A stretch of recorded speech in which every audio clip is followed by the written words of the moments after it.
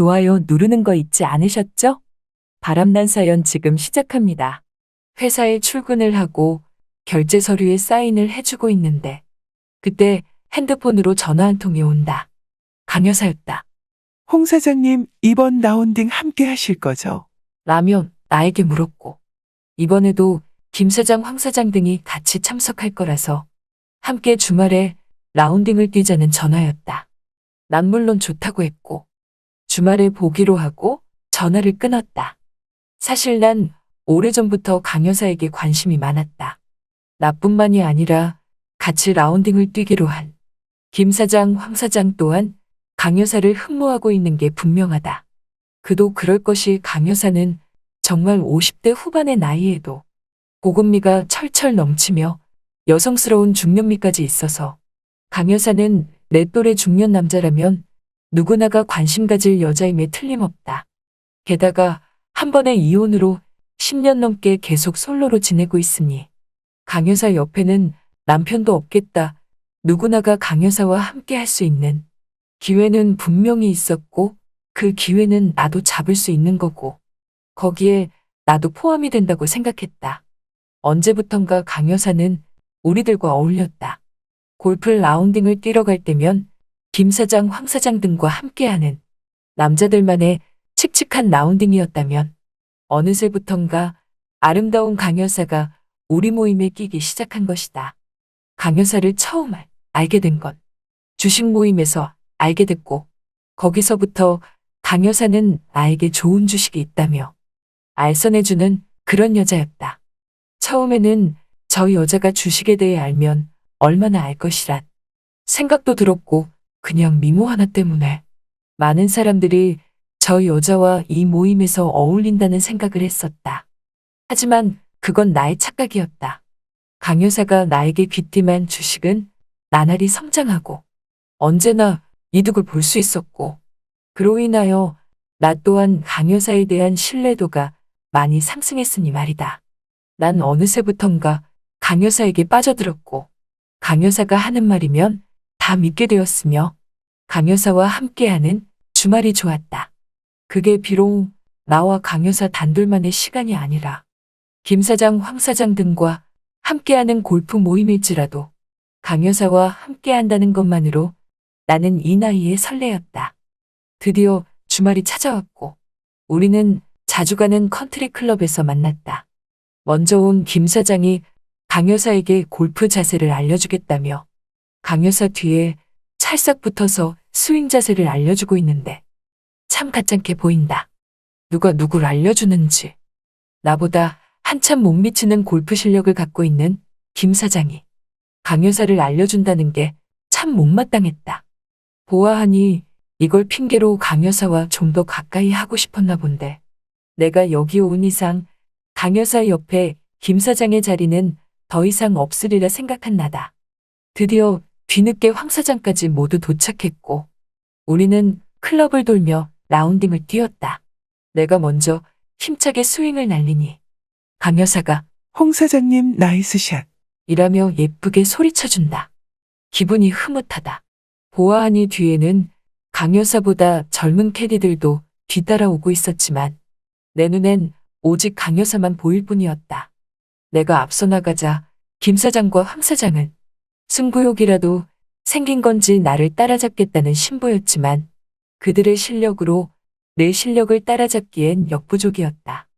언제나 멋진 샷을 선보이는 나에게 강 여사는 놀라운 표정을 감추지 못했고 골프만 치러 오면 강 여사는 더욱더 내 옆에 찰싹 붙어서 홍 사장님 실력이 너무나 대단하다며 한 수 배우고 싶다는 뉘앙스를 풍긴다. 그의 질세라 김 사장과 황 사장도 의욕을 불태워보지만 실력이 따라야 되는 게 골프인데 운만 가지고 해보겠다는 그들이 나를 이길 수 있는 길은 없었다. 어느덧 게임이 끝났고 이제 돌아갈 채비를 하고 있었다. 모두들 컨트리클럽 주차장에서 각자 몰고 온 차로 이동하여 시동을 걸었는데 그때 갑자기 강 여사가 차에서 다시 내리더니 시동이 안 걸린다는 것이다.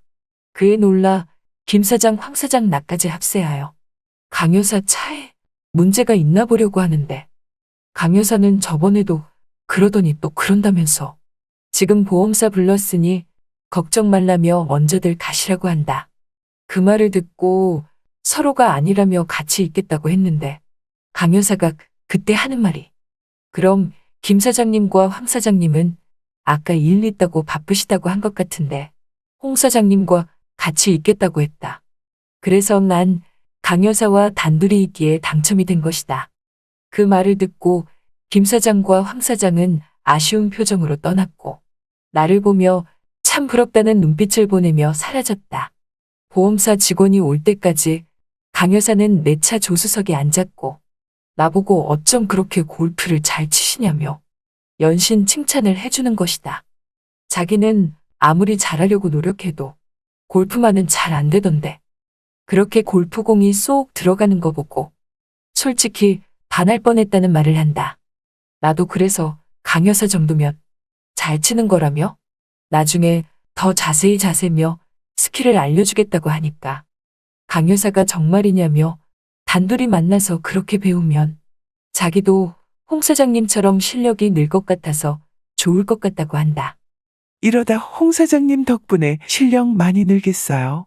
그렇게 되는 건가요? 그게 그러다가 어느새 강 여사랑 나랑 말없이 서로 마주보고 있다가 뭔 일이 일어날 듯 했는데 그때 갑자기 강 여사 핸드폰으로 전화가 온다. 보험사 긴급 서비스 직원이라며 지금 차 앞인데 어디 가셨냐는 전화였다. 강 여사는 놀라서 바로 옆에 있다고 말하며 차에서 내렸고 보험사 직원은 강 여사에게 시동이 아예 안 걸리냐고 하니까 강 여사가 그렇다면서 어떡하냐고 하자 일단은 공업사에 맡기는 게 좋겠다면서 레카를 불러서 견인을 해간단다. 난 옆에서 그걸 지켜보다 그럼 그렇게 하라고 하고 강 여사를 조수석에 태우고 함께 이동했다. 그렇게 강 여사와 난 서울로 출발했고 내 차 옆자리에 타면서 강 여사가 하는 말이 홍 사장님은 기사 왜 안 쓰냐고 하는 것이다. 그래서 난 운전하는 걸 원래 좋아하는 성격이라고 말하니 그마저도 멋있다면서 어쩜 그렇게 운전을 잘하냐고 하면서 안정감이 드는 드라이버라며 또 칭찬을 하는 거다. 나는 어깨에 힘이 들어갔고 기분이 좋았다. 그리고 단둘이 이렇게 있으니 더욱더 좋았다. 강 여사의 향수 냄새가 차 안에서 은은히 퍼지기 시작한다. 강 여사의 향은 언제나 나를 설레게 하는 것 같은 느낌이 있다. 그때 강 여사가 우리 아까 점심도 제대로 못 먹었는데 같이 꽃등심 드시자며 자기가 잘 아는 집이 있다고 하는 거다. 나는 그래서 그러자며 강 여사가 안내한 대로 내비게이션을 켰고 그렇게 우리는 꽃등심 집으로 향했다. 서울 외곽에 위치한 꽃등심 집이었는데 그곳 사장은 강 여사를 잘 아는 듯 싶었고 VIP룸으로 우리를 안내했다. 거기에 나란히 앉아서 꽃등심을 시켰고 강 여사가 어차피 여기서는 대리 불러도 되지 않냐며 홍 사장님과 같이 소주 한잔 하고 싶다는 거다. 난 솔직히 그때 놀랐다. 와인과 어울리는 외모의 소유자인 강 여사가 소주를 마시자고 나한테 제안하는 게 뭔가 더 매력적이었다고 해야 할까? 암튼 그 말을 거절할 수 없어서 좋다며 같이 소주를 마시기로 했다. 꽃등심과 함께 마신 소주는 어느새 한 병, 두 병, 세 병째다. 강 여사는 점점 취기가 오른 듯 전보다 더 잘 웃고 나에게 더 대담하게 질문을 한다. 홍 사장님은 얼굴도 미남이고 능력도 좋으신데 왜 애인을 안 만드냐는 거다. 난 당연히 가정이 있는 CEO지만 내 주위만 보더라도 간호 개인을 따로 둔 CEO들이 몇 있었다. 그 사람들과 비교하면서 강 여사는 나에게 말을 한 거고 애인이 필요하다면 홍 사장님 옆에 자기는 어떠냐고 말하는데 나도 물론 좋다고 말하니 강 여사가 정말이냐며 마주보고 앉은 앞자리에서 갑자기 벌떡 일어나더니 내 옆자리로 와서 찰싹부터 앉는다. 그러면서 나에게 하는 말이 애인이면 이렇게 앉는 게 더 좋지 않겠냐며 웃으면서 말하는데 그때 심장이 터지는 줄 알았다. 나에게 소주잔을 내밀며 홍 사장님 한 잔 더 받으란다. 나는 잔을 들었고 나 또한 강 여사 잔에 소주를 따라주었고 우리는 러브샷을 했다. 여러분이 지금 듣고 계신 채널은 바람난 사연 채널입니다. 기분이 좋아지는 낮술 같은 느낌이다. 어느새 나 또한 취기가 바짝 올랐고 이제 일어나야 하는데 대리를 불러야 할 것 같았다. 가게 주인의 도움으로 대리를 불렀고 대리가 도착하자 내 차 뒷좌석에서 강 여사와 난 나란히 앉았다. 우린 둘 다 술에 취해서 정신이 혼미해진 상태로 대리기사만 믿고 이동했고 얼마 뒤 다 도착한 듯. 그때 희미하게 대리기사가 나를 보며 다 도착했다고 했지만 난 뒷좌석에서 강 여사와 꼭 붙은 채. 그러자 또 얼마 뒤 누군가 차 뒷문을 열고서 소리치듯 말한다. 여보 집 다 왔으니까 어서 내리라는 거다. 그러자 그 소리에 놀라. 눈을 떠보니 와이프다. 집 다 왔으니까 내리라고 내 말 안 들려 이 양반아. 와이프는 뒷좌석에서 자고 있던 강 여사와 나를 째려보면서 당장 폭발할 기세로 나를 노려보고 있다. 빨리 안 내려. 이 양반아. 그때 강 여사도 놀라서 깨어났고 강 여사와 난 이게 대체 어떻게 된 영문인지 몰라. 어리둥절해 하고 있으니 와이프가 하는 말이 저 여자 대체 누구냐는 거다. 그때 난 아차 싶었다.